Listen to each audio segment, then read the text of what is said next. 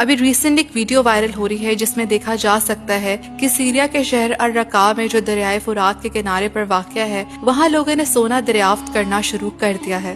یہ کہا جا رہا ہے کہ دریائے فرات کے سوکھنے کے بعد کچھ علاقوں میں گولڈ پارٹیکلز منظر عام پر آنا شروع ہو گئے ہیں۔ جیسے آپ اس ویڈیو میں دیکھ رہے ہیں کہ لوگ ہاتھ سے کھدائی کر کے اور فلٹرنگ کرنے کے بعد ان کے مطابق سونے کے چھوٹے چھوٹے ٹکڑے اکٹھے کر رہے ہیں۔ لیکن یہاں پر اب ایک بہت سمپل سا کوسچن آتا ہے کہ یہ سونے کے ٹکڑے یا دریائے فرات کا سوکھنا مسلمانوں کے لیے اتنا امپورٹنٹ ٹاپک کیوں ہے؟ وہ اس لیے کیونکہ معراج کی رات نبی پاک صلی اللہ علیہ وسلم کو سدرۃ المنتہا لے جایا گیا۔ وہاں پر 4 نہریں تھیں، 2 ظاہر تھی اور 2 پوشیدہ۔ آپ صلی اللہ علیہ وسلم نے جبرائیل علیہ السلام سے پوچھا یہ نہریں کیسی ہیں؟ تو جبرائیل علیہ السلام نے کہا جو 2 پوشیدہ ہیں وہ جنت کی نہریں ہیں اور جو 2 نہریں ظاہر ہیں وہ نیل اور فرات ہیں۔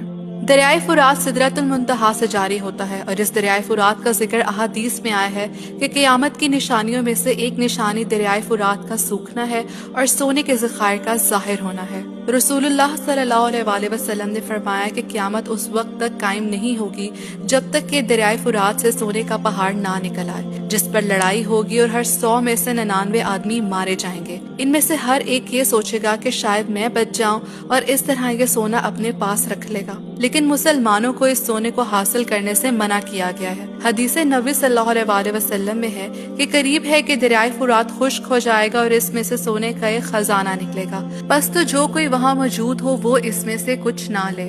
اس ویڈیو کے وائرل ہونے کے بعد کچھ رپورٹس میں یہ بھی کلیم کیا جا رہا ہے کہ حال ہی میں دریافت ہونے والا منرل پائرائٹ ہے، جو کہ فولس گولڈ یعنی جعلی سونے کے نام سے بھی جانا جاتا ہے۔ وہ اس لیے کیونکہ یہ چمکدار، دھات جیسا اور زرد رنگ کا ہوتا ہے، اور پائرائٹ اور گولڈ اکثر ایک ہی جیولوجیکل حالات میں بنتے ہیں، اس لیے کبھی کبھی پائرائٹ اصل سونے کے ڈپازٹ کے قریب مل جاتا ہے۔ جب جیولوجسٹ کسی پتھر یا دریا کی مٹی میں زیادہ پائرائٹ دیکھتے ہیں تو یہ اس بات کی نشانی ہو سکتی ہے کہ سونے کے ذخائر قریب ہی ہو سکتے ہیں، کیونکہ جیسے میں نے بتایا کہ وہی جیولوجیکل پروسیس جو پائرائٹ بناتا ہے وہ سونا گولڈ بھی بنا سکتا ہے، اور اگر پائرائٹ سامنے آ گیا ہے تو اس کا مطلب ہو سکتا ہے کہ اصل گولڈ قریب ہی ہے۔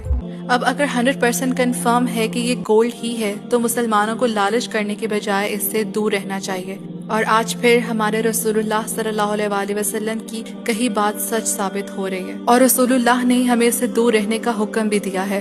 تو یہ لالچ کا وقت نہیں ہے، یہ سوچنے، توبہ کرنے اور اللہ کی طرف رجوع کرنے کا وقت ہے۔